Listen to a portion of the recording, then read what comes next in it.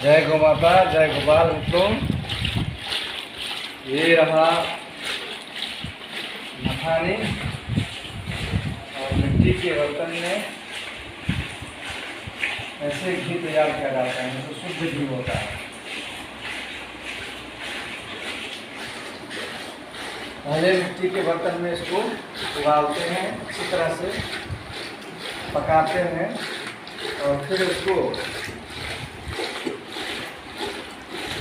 जमा करके सवेरे सवेरे पारंपरिक तरीके से मथ करके जो मक्खन निकाली जाती है उस मक्खन से घी तैयार की जाती है। और यह घी देसी गौमाता का जो घी होता है सुपच्य होता है, बलवर्धक होता है,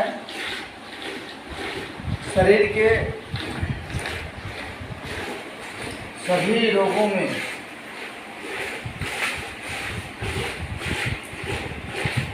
यह फायदेमंद होता है।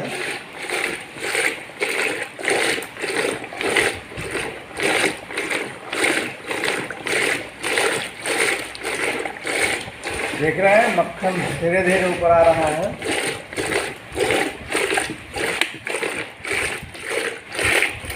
इस मक्खन को मिश्री के साथ अगर बच्चों को खिलाया जाए तो बुद्धि तेज होता है और बच्चे स्वस्थ रहते हैं। इसी कारण से आप सुनते होंगे कि भगवान श्री कृष्ण को माखन मिश्री भोग लगाई जाती थी।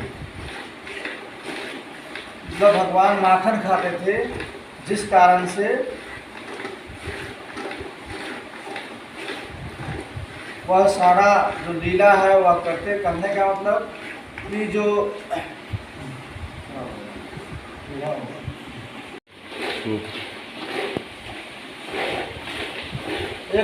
एक बीमारी होती है जो कि शरीर में खून नहीं बनता है। खून बनने की प्रक्रिया जो होती है वह नष्ट हो गई रहती है। उस परिस्थिति में ये माखन और मिश्री अगर खिलाया जाए तो शरीर में खून बनना भी शुरू हो जाता है। ऐसा कितने लोगों को हुआ है।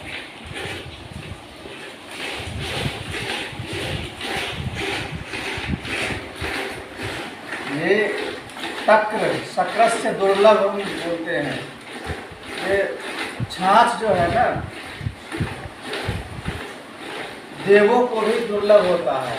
लोग क्योंकि दूध भोग लगाते हैं, दही भोग लगाते हैं, लेकिन छाछ भोग नहीं लगाया जाता, लगाते हैं। इसलिए देव लोग भी छाछ पीने के लिए लालायित रहते हैं।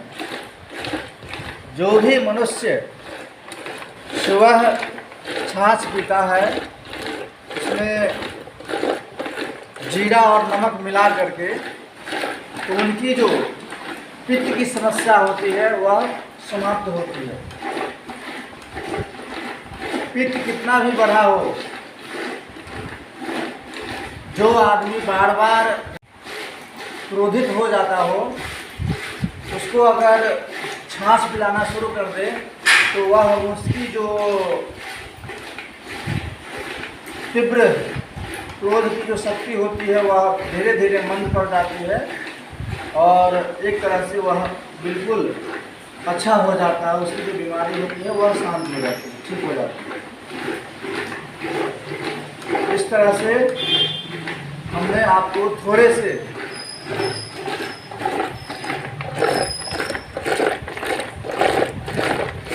देख रहे हैं मक्खन आ रहा है ऊपर।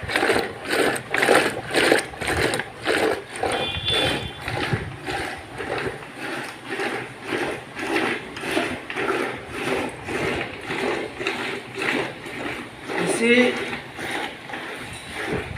छोटे कर सकते हैं, बना सकते हैं। इस मक्खन का जो घी बनाते हैं, फिर उस घी से शतघौत घृत बनाते हैं। शतघौत घृत मतलब जब घी एक बार बन गया, उस घी को फिर पानी में धोने की प्रक्रिया है। उस प्रक्रिया से धो करके शब्दवत घृत बनाते हैं। वह घृत किसी भी तरह का चर्म रोग हो, दाद हो, खाज हो, खुजली हो, सोराइसिस हो, एक्जिमा हो,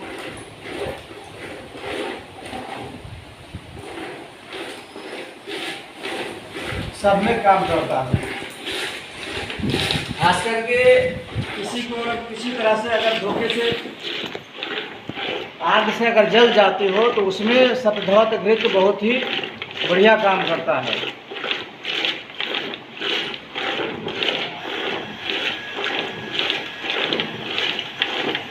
जय गौ माता, जय गोपाल, केशव माधव जी।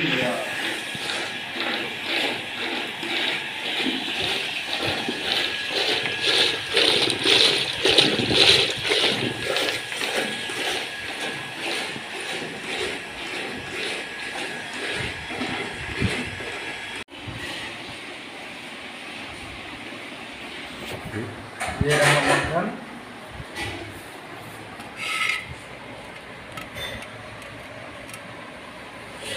ये पीला पीला देख रहे हैं, ये केवल देसी गौ माता का जो मक्खन निकलता है इसी में यह पीलापन होता है। क्योंकि जो देसी गौ माता होती है उन्हीं में जो सूर्य केतु नारी होती है, उस नारी के प्रभाव से इसमें उनके देसी गौ माता के दूध में और गव्य में जो स्वर्ण तत्व पाए जाते हैं, उसका सबसे बड़ा जो कारण होता है, उपयोगी होता है, वह है सूर्य केतु नारी। एक तो जो देसी गौ माता होती है वह जो औषधीय पौधे होते हैं उसको चरते हैं, खाते हैं, तो उसका गुण उनके गव्यों में आता है। और साथ ही जो देसी गौ माता होती है तो सूर्य केतु नारी के प्रभाव के कारण सौर मंडल में जितने ग्रह गोचर होते हैं उन सबसे वह एनर्जी लेकर के अपने गव्यों में मिश्रित करती है।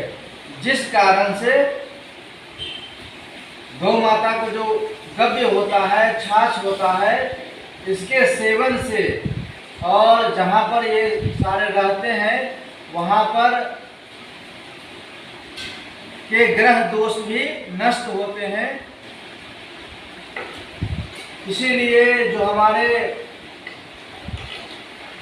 पंडित ज्योतिष होते हैं वह दोष को नष्ट करने के लिए कई बार लोगों को बताते हैं कि आप रोज गौ माता को रोटी खिलाएं, किसी को गुड़ चना खिलाने के लिए बोलते हैं,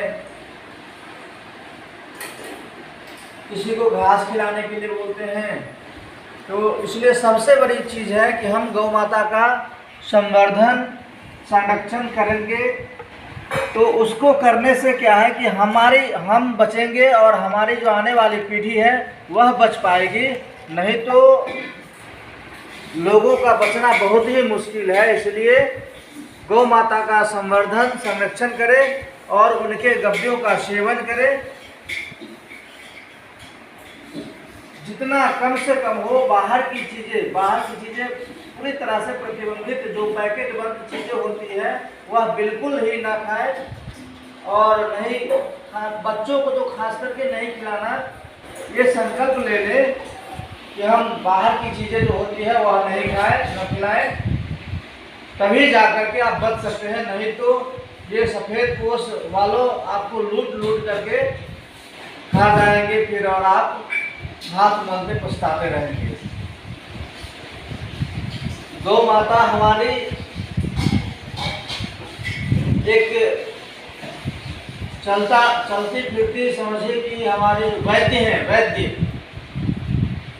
पूर्व काल में ऐसा होता था कि किसी के घर में कोई व्यक्ति अगर बीमार पड़ जाता था तो गौ माता उसको सुन करके जाती थी जंगलों में, और उस बीमारी को ठीक करने के लिए जो जड़ी बूटी होती है उसको खा करके आती थी और अपने गब्बियों में वह मिलाती थी। फिर उसका दूध जो पीते थे बच्चे या रोगी, तो जा करके फिर बीमारी ठीक होती थी।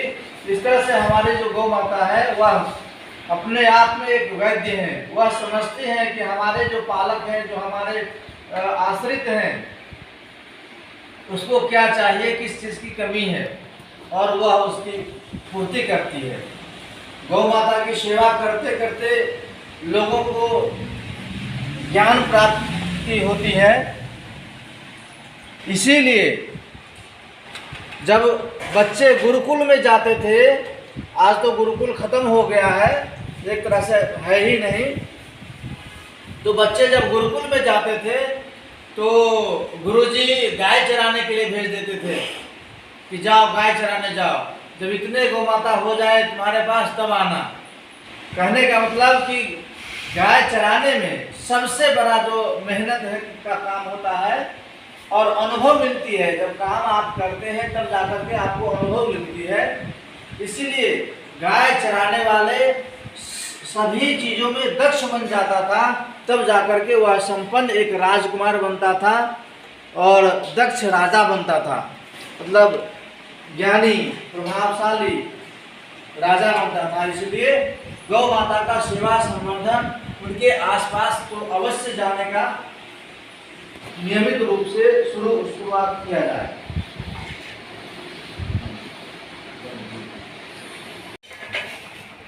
नमस्कार मित्रों,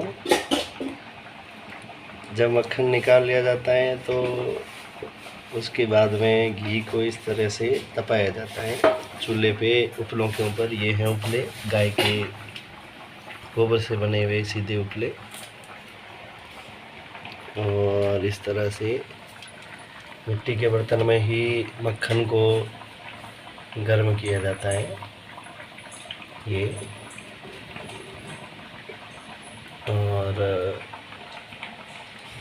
थोड़े समय के बाद में यही मक्खन घी में परिवर्तित हो जाता है।